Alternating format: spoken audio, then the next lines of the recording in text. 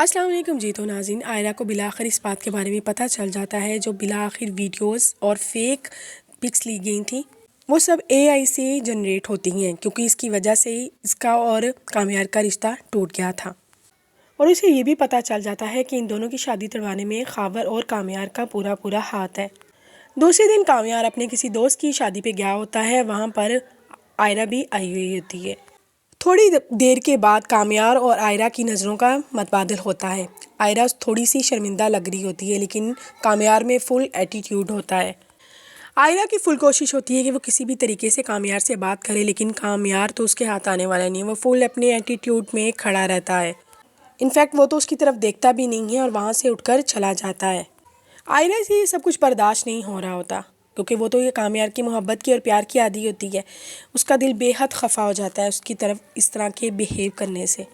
دوسری طرف کامیار اپنے دوستوں کے ساتھ ہنسی مذاق اور ہلے گلے میں لگا رہتا ہے۔ آئرہ جب یہ سب کچھ دیکھتی ہے، اس سے برداشت نہیں ہوتا، آئرہ وہاں سے اٹھ کے چلی جاتی ہے۔ کامیار کی نظریں اسے وہاں سے جاتا ہوا دیکھ لیتی ہیں۔ اگلے دن کامیار فاریہ سے ملنے کے لیے اس کے گھر کی طرف جاتا ہے۔ وہ جب وہاں پہ پہنچتا ہے تو فاریہ کے نمبر پہ خاور کی کال آ رہی ہوتی ہے۔ آگے سے خاور اسے کہتا ہے کہ تم نے اپنا تو پتہ صاف کر لیا ہے اور اپنا راستہ بھی تم نے صاف کر لیا ہے، تمہیں تو تمہارا کامیار مل چکا ہے، اور یہاں پر آئرہ دیکھو، وہ مجھے ذرا سی بھی لفٹ تک نہیں کروا رہی۔ آگے سے فاریہ بڑی بدتمیزی سے جواب دیتی ہے، کہتی تم کون سا کامیار ہو جس سے وہ تمہیں بھاؤ دے گی، ہماری ڈیل یہیں تک ہوئی تھی کہ ہم نے ان دونوں کی شادی تڑوانی ہے۔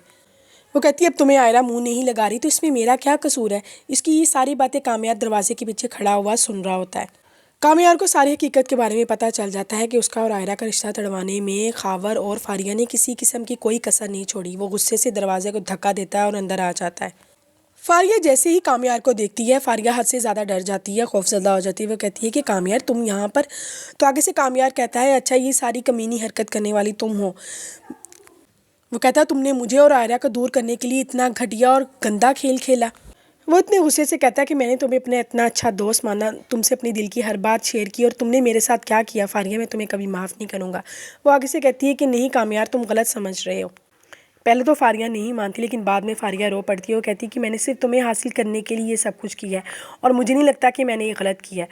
وہ کہتا ہے کہ میں اب تم پہ کبھی بھی اعتبار نہیں کر سکتا، تم نے اور خاور نے جو کچھ کیا ہے نا میرے ساتھ، میں تمہیں نہیں چھوڑنے والا۔ آگے سے فاریہ اس کے ساتھ بدتمیزی کرتی ہے۔ وہ ایک دم اتنا غصے سے آتا ہے کہ وہ اس کے گلے کو بھی پکڑ لیتا ہے۔ وہ کہتا ہے کہ تم نے جو کچھ کیا ہے نا فاریہ، میں تمہیں زندگی بھر معاف کرنے والا نہیں۔ اس کی بات سن کے فاریہ حد سے زیادہ خوفزدہ